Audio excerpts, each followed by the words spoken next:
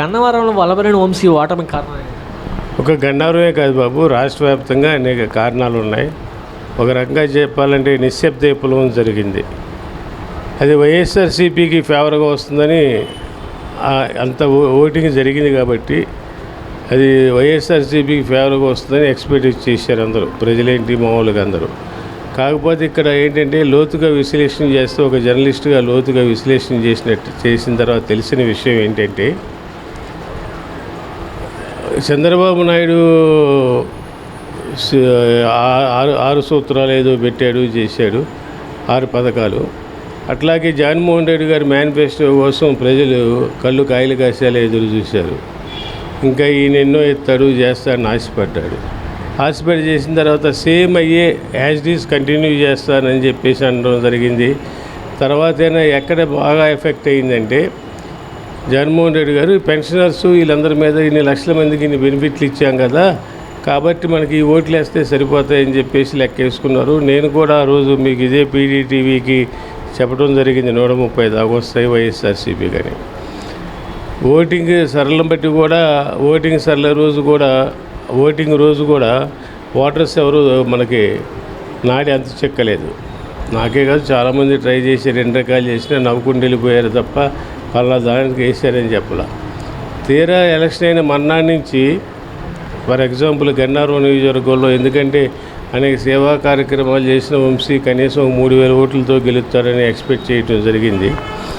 ఆయన కూడా ఓడిపోయేవాడికి తర్వాత ఏంటి అనే ఉద్దేశంతో అంతే ఎంకరేజ్. అట్లాగే కేతిరెడ్డి గారు ఓడిపోవడం ఏంటి, వెంకటరెడ్డి గారు అసలు ఈ గడప గడపకి గుడ్ మార్నింగ్ ధర్మవరం అని చెప్పి ఫస్ట్ ఇంట్రడ్యూస్ చేసింది ఇండియాలో ఆయనే. అలాంటి వ్యక్తి కూడా ఓడిపోవటం ఎంక్వైరీ చేస్తే, జగన్మోహన్ రెడ్డి గారి మేనిఫెస్టో మీద భారీ ఎత్తున ఎక్స్పెక్ట్ చేసి కూర్చున్నారు. కాకపోతే ఏంటంటే ఆయన తుస్సు అనిపించాడు. ఏమీ లేదు, ఏదో పెంచుతాను, ఖర్చు అక్కడక్కడ పెంచుతాను, ఇప్పుడు కాదు తర్వాత అని 4000 చేస్తాను పెన్షను, అది కూడా లాస్ట్లో చేస్తానని చెప్పేవాడికి పెన్షనర్స్ చూద్దాం, వీడు 4000 ఇస్తారన్నాడు, ప్లస్ ఎరియర్స్ 3000 ఇస్తారన్నాడు, 7000 వస్తాయి మాకు జూలై 1కి. తర్వాత ఈయన 2 పిల్లలు ఉంటే అమ్మఒడి ఇస్తారంటున్నారు, ఈయన ఒక్కదానికి ఇస్తున్నాడు. తర్వాత అది కూడా పెంచాడు. కాబట్టి బెనిఫిట్స్ ఉన్నాయి, చూద్దాం. వీడు ఇస్తారంటున్నాడు, వీడు ఇవ్వలేదు. ఒకవేళ వీడు గెలవలేదనుకో, చంద్రబాబు గారు గెలవలేదనుకో, వంశీ జగన్మోహన్ రెడ్డి గారు గెలిచారుకో, ఆయన ఎట్టైనా ఇస్తున్నారు కదా, అవి ఇస్తాడు అని. మనిషి ఏంటంటే బాగా ఆశాజీవి, వాటర్లో అదివరకులా లేరు. గతంలో మీరు ఎక్స్పీరియన్స్ తీసుకున్నట్టే పసుపు కుంక అని చెప్పేసి చంద్రబాబు ఇచ్చేసి చాలా ఎక్స్పెక్ట్ చేసేసి కూర్చున్నాడు. ఏమైంది? నెగిటివ్ అయింది. అప్పుడు ఎందుకని జగన్మోహన్ రెడ్డి మేనిఫెస్టోకి లైక్ చేసి ఆకర్షితులయ్యారు. అట్లాగే ఇప్పుడు జగన్మోహన్ రెడ్డి గారు అవన్నీ చేసేగట్టే కంటిన్యూ అవుతాయనే బట్టి చాలా సింపుల్గా తీసేశారు వాటర్లో. ఇవాళ నువ్వేం పెట్టావు అనేది కాదు, రేపేం పెడతావు అనేది నాకు ఇంపార్టెంట్ అని లెక్కలో వెళ్ళారు. ఈయనైనా నేను నెలాఖరికి పెడతాను అన్నట్టు పీరియడ్ నెలాఖరిని ఫర్ ఎగ్జాంపుల్ నా పీరియడ్ అయ్యేలోపు ఇస్తాను 4000 అన్నది చాలా మైనస్ అయింది. పైగా మెయిన్ ప్రాబ్లం అయింది ఏంటంటే, వైఎస్ఆర్సీపీకి పాస్బుక్కుల మీద సీఎం ఫోటో వేయడం భారతదేశంలో ఫస్ట్ టైం. ఇట్సే ఇప్పుడు ఎందుకంటే నా పొలం ఉంది, నా పొలం మీద పాస్బుక్ తీసుకున్నాను, దాని మీద సీఎం బొమ్మ చేసి గవర్నమెంట్ లోకి వేసుకుంటారు, ఏ స్టేట్ ఆ స్టేటు. నాకు ఫీల్డ్లో జరిగినటువంటి అనుభవాలు చెప్తున్నా మీకు. Not a favour anybody, not against anybody. ఫీల్డ్లో జరిగిన అనుభవాలు బట్టి చెబుతున్నా. రేపు పొద్దున నా మనవరాలకి నా పొలం ఉంది తాలూకా అది చూశానుకో, ఈయన ఈ తాత ఎవరు తాత అంటే నేను ఏం చెప్పాలి చెప్పండి? ఒకప్పుడు ఈ రాష్ట్రానికి ముఖ్యమంత్రి అమ్మని చెప్పాలా? ఆయన బొమ్మేశారని చెప్పి తీసేసి ఈయన మళ్ళీ ఇంకో మళ్ళీ మారుతారని చెప్పి అని ఇంకో బొమ్మ వేసుకోవాలా చంద్రబాబు? వచ్చినప్పుడల్లా పాస్బుక్లు తీసుకెళ్ళిపోయి వచ్చిన సీఎంలలో ఫోటోలు వేసుకోవాలా? అదొకటి మైనస్. ప్లస్ పైగా ఏంటంటే ఈ ల్యాండ్ రెగ్యులేషన్ యాక్ట్ ఉంది కదా, ల్యాండ్ టైటిల్ యాక్ట్, దాని మీద రైతుల్లో చాలా అభద్రతా భావం వచ్చేసింది. పాస్బుక్ల మీద ఎలా ఎత్తున్నాడు, ఆ టైటిల్ యాక్ట్ పాస్బుక్ మీద పేరు చూసారో లేదు, జగనన్న విద్యా భూమి కానుకో ఏదో సంథింగ్ ఏదో పెట్టారు, అది అక్కడ ఆ పేరు పెడతాం ఏంటి అనేది ఒక రైతులు. నా భూమి మీద నా పాస్బుక్ మీద జగన్ ఏంటి, చంద్రబాబు ఏంటి, పవన్గా ఎవరెవరో బొమ్మలు వాళ్ళ బొమ్మలు వేసుకోవడం ఏంటి? వాళ్ళు ఉండేది 5 సంవత్సరాల తర్వాత పోతారు, తర్వాత రాజేవాడు రెడ్డేవాడు. అలానే మా పొలాలకు వాళ్ళ మీద ఏంటి అనేది బాగా వ్యతిరేకత బాగా వచ్చింది పార్టీలకు అతీతంగా. అందుకే రాయలసీమలో మీకు రాయలసీమలో 53, 54 ఉంటే దాదాపు 40 వస్తాయనుకున్నాయి. రివర్స్ అయిపోయింది అక్కడ. దానికి కారణం ఈ ల్యాండ్ టైటిల్ యాక్ట్ వస్తే మన భూములు పోతాయి. ఒక ఆయన చెప్పాడు, ఒక పెద్ద మనిషి, పక్క వైఎస్ఆర్సీపీ నాయకుడు కూడా, ఎంపీటీసీ మెంబరు, ఏంటి రైతులు ఎందుకు వేయలేదండి? ఏం చెప్తాం సార్, అది మన అదే వైన్ షాప్స్ ఉన్నాయి కదా, బెవరేజెస్ కార్పొరేషను, దాని ద్వారా వైన్ షాప్స్ మీద ఇంత ఆదాయం వస్తుందని చెప్పి లోన్ తీసుకున్నాడు. రేపు పొద్దున మా పొలాలు కూడా సర్వేరాల మీద కూడా ఆయన పేర్లు ఉన్నాయి. ఈ భూమి అంతా ఆడదేనని చెప్పి వరల్డ్ బ్యాంక్ దగ్గరికి వెళ్ళి వేల కోట్లు, లక్షల కోట్లు అప్పు తీసుకొస్తే మన పరిస్థితి ఏంటండి? అంత దూరం ఆలోచించారు ప్రజలు. కాబట్టి అది ఏ రాష్ట్రంలోనూ ఇంప్లిమెంట్ చేయలే. ఈయన చాలా తొందరపడ్డారు ఆ విషయంలో. అది ఒప్పుకోక తప్పదు. మనం ఆయన అభిమానం అయినా కూడా ఒప్పుకోక తప్పదు. ఆ రెండు బాగా దెబ్బకొట్టినాయి. మెయిన్ ఇది ఈయన మేనిఫెస్టో తుస్సయింది. వాళ్ళ మేనిఫెస్టో సార్ ఇప్పుడు నిన్న ఒక ట్వీట్ చేశారు సార్, ఈవీఎంలు కాకుండా బ్యాలెట్ పేపర్ల ద్వారా ఎలక్షన్ జరిగితే న్యాయం కనపడినట్టుగా ఉంటుందని చెప్పండి. బ్యాలెట్ పేపర్ అనేది పూర్వం నుంచి ఉండే బ్యాలెట్ పేపర్లు అంటే మీరు చిన్నపిల్లలు ఆ రోజుల్లో ఏం జరిగేది, రాయలసీమ ఏంటి కొన్ని ప్రాంతాల్లో కానీ పెత్తందారులు గ్రిప్లో ఉన్న విలేజ్ల్లో ఈ బూతులు ఆక్రమించుకుని బ్యాలెట్ పేపర్లు తీసుకుని కొట్టేయడం జరిగేది, రిగ్గింగ్ చేయటం. అప్పుడు ఆర్ఓకి కూడా సంబంధం ఉండదు. బ్యాలెట్ పేపర్ లాక్కుని డైరెక్ట్ బ్యాలెట్ పేపర్ మీద మనం ముద్రలు వేసేసుకుని ముద్రలో బ్యాలెట్ పేపర్ లాగా కుదురు. చాలా సినిమాలో కూడా చూపించారు, ప్రాక్టికల్గా జరిగింది. అట్లా గెలిచిన వాడే నీలం సంజీవ్ రెడ్డి గారు. ఆ ఉద్దేశంతోనే అప్పుడు ఈ బూతులు క్యాప్చర్ రిలీజ్ చేస్తానని చెప్పి ఓటింగ్ మిషన్ వచ్చింది. ఓటింగ్ మిషన్ వల్ల నేనే ఓడిపోయావు అనుకోవట్లా. మరి ఆ రకంగా గత ఎన్నికల్లో ఇదే ఓటింగ్ మిషన్ ద్వారా జగన్మోహన్ రెడ్డి గారు కూడా ఎక్స్పెక్ట్ చేసి 151 ఎలా వచ్చినాయండి చెప్పండి. అంటే అప్పుడు ఓటింగ్ మిషన్ ట్యాంపరింగ్ అయినాయా?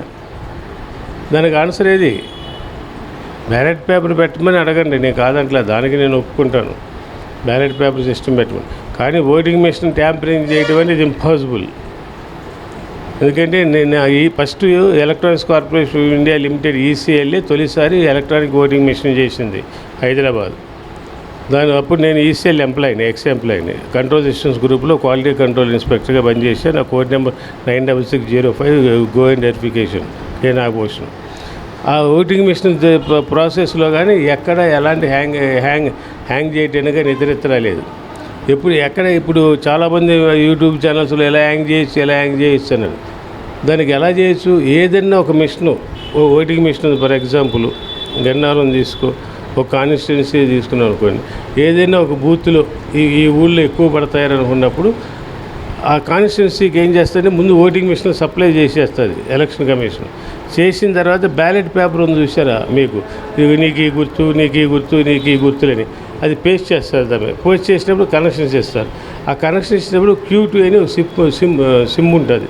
ఆ సిమ్ ఇన్సెట్ చేసి కనెక్షన్స్ చేస్తే అప్పుడు ఏది నొక్కినా నువ్వు ఇప్పుడు సపోజ్ ఫర్ ఎగ్జాంపుల్ సైకిల్ మీద నొక్కారు లైట్ వెలుగుతుంది.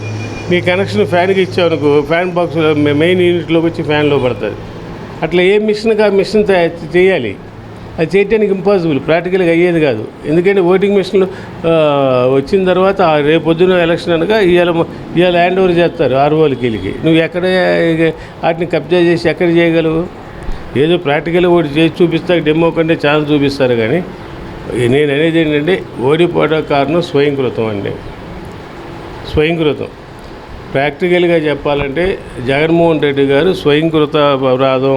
ఆయన ఓటమికి ఆయనే కొని తెచ్చుకున్నాడు. ముఖ్యమంత్రి కాకముందు ప్రజల్లో బజారు వీధి ప్రతి ఊరు గల్లీ తిరిగిన వ్యక్తి ముఖ్యమంత్రి అయిన తర్వాత ప్రజలకు దూరంగా ఉన్నాడు, పార్టీకి దూరంగా ఉన్నాడు. ఒక రకంగా చెప్పాలంటే పార్టీ నిర్మాణాత్మకమైన కార్యక్రమాన్ని చంపేశారు జగన్మోహన్ రెడ్డి గారు. పార్టీని నిర్మాణాత్మక కార్యక్రమాలు లేవు. మండల ప్రెసిడెంట్ ఎవడో తెలియదు, జిల్లా ప్రెసిడెంట్ ఎవడో తెలియదు, బూత్ కమిటీలు ఏదో తెలియదు. పార్టీ ఆర్గనైజేషన్ చంపేశాడు. ఆయన ఎంతసేపు నేను లక్షలు ఇస్తున్నాను చేస్తున్నాను, వీళ్ళందరూ నాకు ఓట్లు వేసేస్తారని చెప్పి అనుకున్నాడు. వాళ్ళట్టాకుంటున్నారు. చంద్రబాబు నాయుడు గారు కూడా గతంలో పసుపు కుంకుమ ఇచ్చాను ప్రతి ఇంటి ఆడపిల్లకి నాకేంది వచ్చేస్తాను అనుకోండి, అలా రాలేదు కదా. సేమ్ అదే రిపీట్ అయ్యింది.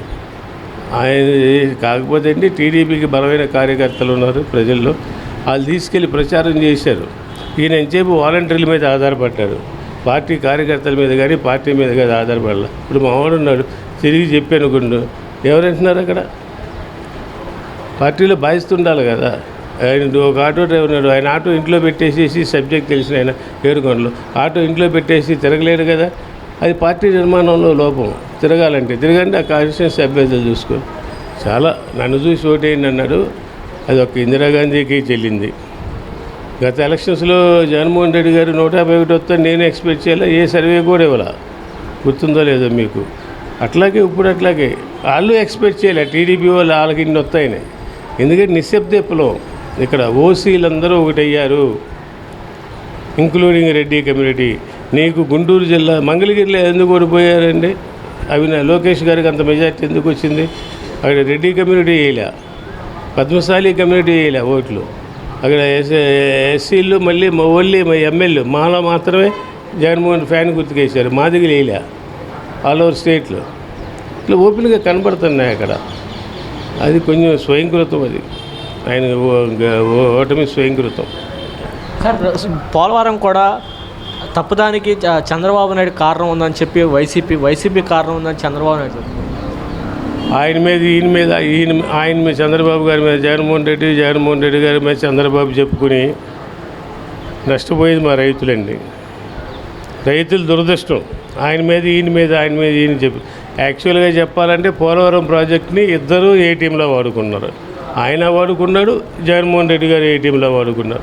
నష్టపోయేది ఎవరండి? రైతులు.